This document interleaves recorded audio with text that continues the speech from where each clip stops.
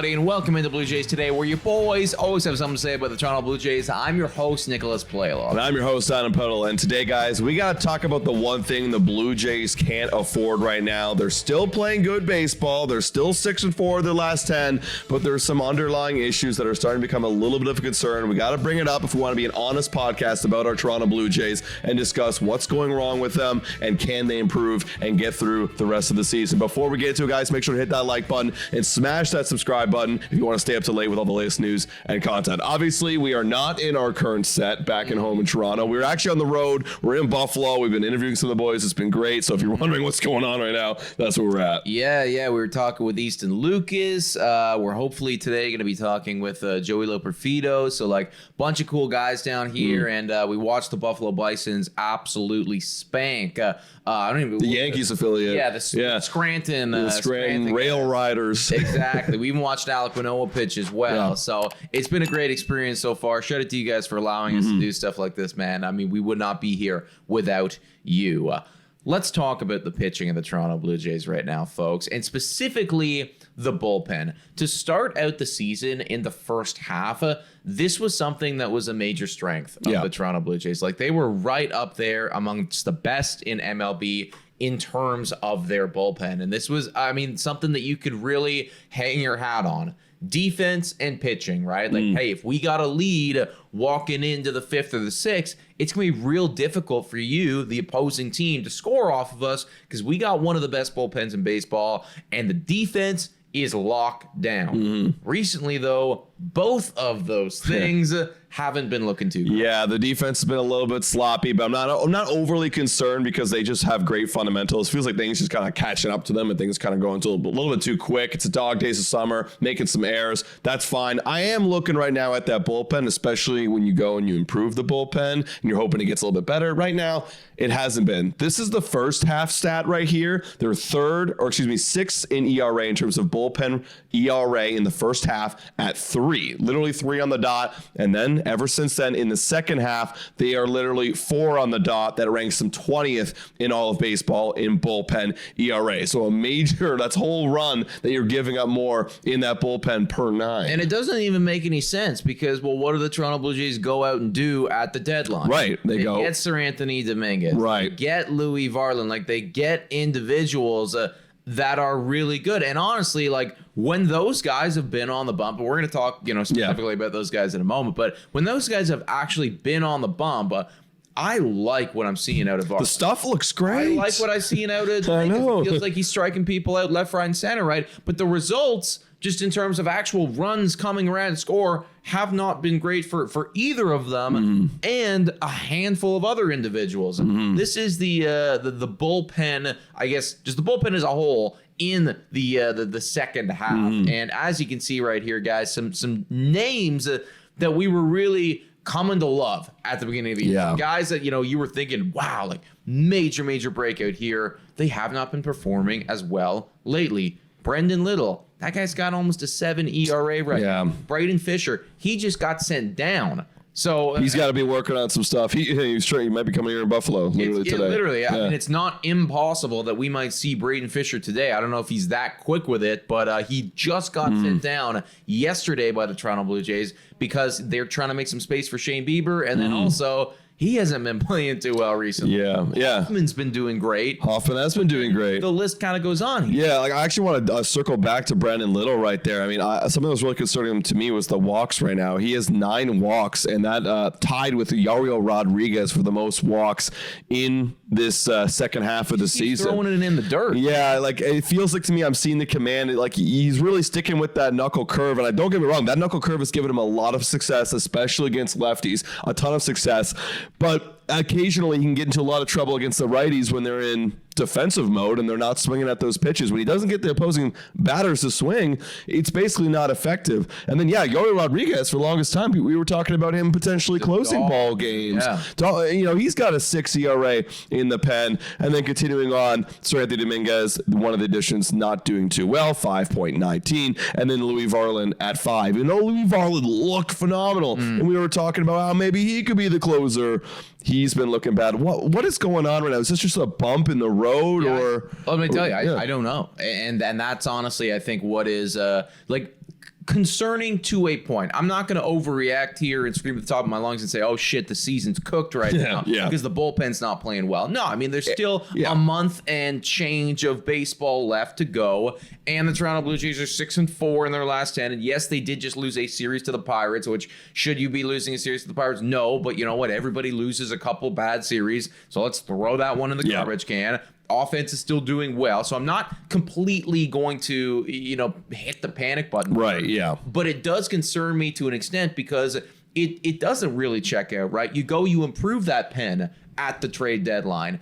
Also, this is supposed to be one of your biggest strengths and kind of the backbone of your team. The offense being as good as they've been is, maybe the biggest surprise of all of baseball this season. But the Toronto Blue Jays were always built by Ross Atkins to be a pitching and defense team, right? We're going to shut you down. So to see one of those strengths in your pen, which you've invested so much capital into recently, and honestly, I look at the names and I'm like, I like all of these names. To see them not performing well right now, it is concerning. I'm honestly not concerned. Again, it's baseball. It's a long freaking season. They've been good for a long part of the season. There's a reason why Ross Atkins traded for Varland. This stuff plays so good. Sandy Dominguez has always been like kind of around an average kind of guy. He's having a bad month right now. Is it new team jitters? Could be. He's not playing so good right now. Brandon Little's been dominant. He's thrown so many bloody innings this year. There was bound to be a spell where he's going to get bad. It's just all of it's happening right now, so it seems really bad. Give it some time. There's still some decent amount of baseball left. There's about a month left. That can be enough time for the Blue Jays to turn around. But so at what point then would you say I'm concerned? Yeah, going into postseason, because that's what matters at this point. So you need to see them turn it around before then. Absolutely, because if they don't turn it before then, we're done. Yeah, for sure. I mean, for me, it's like I would be worried though. I guess concerned. I mean, obviously, it's very easy to say, well, walking in postseason, but if we're like entering into September and kind of the first week of September and the bullpen is still giving up a decent amount of runs, like that would be a sample size of almost 2 months from the beginning of the All-Star break to then, where we'd be a below average bullpen. That to me is questionable. For me, it's get ready for postseason. Right now we're at a good spot because we're still sitting on top of the AL East right now, 4 games by the Yankees. But it is something to know. The Yankees are starting to steamroll their bullpen's ass.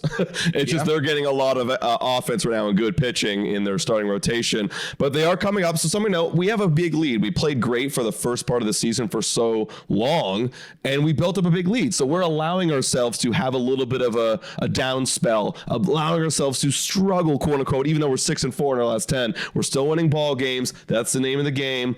I'll be concerned about this bullpen if it's still playing to this level again coming into postseason, because that's when it's going to really matter. Wow. Okay. Yes, of course. If they're playing like this coming into the postseason, we're going to have a bit of a problem. Now, they are making some moves to that bullpen, which is definitely something to note. I mean, maybe John Schneider is taking a look at this and saying, "Oh, okay, there is something up here. Maybe let's make a couple moves to change the flow here, just change the vibe."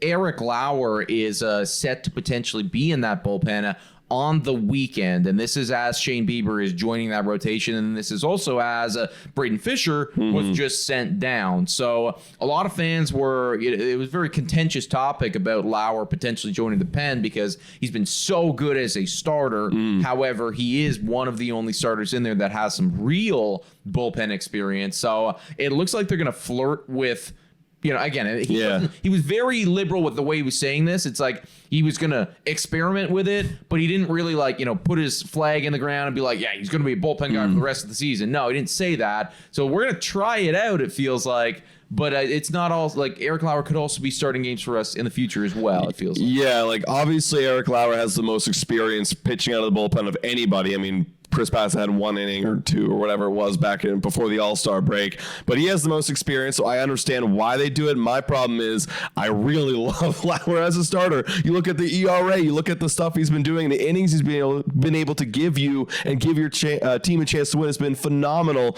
I hope it's just like a let's see what works right now and not look, if Eric Lauer comes out and he's pitching on the pen, he's putting up the same amount of innings, same amount of earned runs, still dominating. I guess you can't really argue with it if it's working, especially if Bieber comes up and is dominating. It's like, okay, I guess you can't really argue because we're still winning games. It's not what I prefer, but I guess we're still winning games. But if there's any falter in that rotation, I would want to see Eric Lauer back in there. Yeah, I want to see the guy up there who's got an ERA under 3 and is frankly dominant. Now, the good news is for the Jays, September call-ups, obviously in a couple weeks from now. So potentially like that will allow them to bring up some guys from Buffalo where we're at right now. And, maybe then make some adjustments in that pen. And then that means Eric Lauer can move out of the pen. Or I don't know how they want to work it right now, but it's clear that John Schneider is seeing that there's a bit of an issue right here and trying to make some moves to address it. The one thing that we're going to leave you with right now, and I will pose the question, how concerned are you about this bullpen, is to do with the home run ball. As we know, the home run ball is a serious threat, especially in the postseason when those starting pitchers are so good. The Toronto Blue Jays, they're allowing an MLB high 48.3% of their runs this season off of the home run ball. So just a stat right there to kind of like hammer the point home here. Something is up with this pitching staff. But this is where we will pose it to you and say, how concerned are you? Please let us know in the comments down below. Yeah, I mean, also a part of that could be Jose Barrios.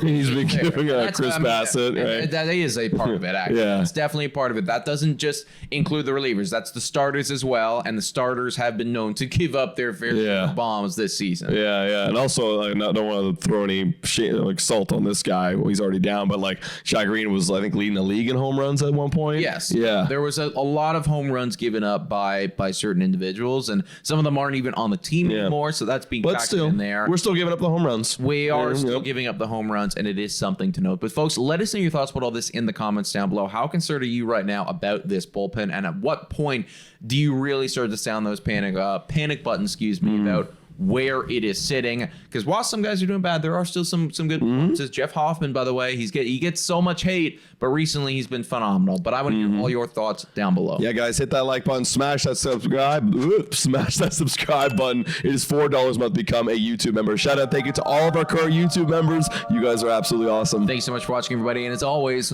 go Jays, go.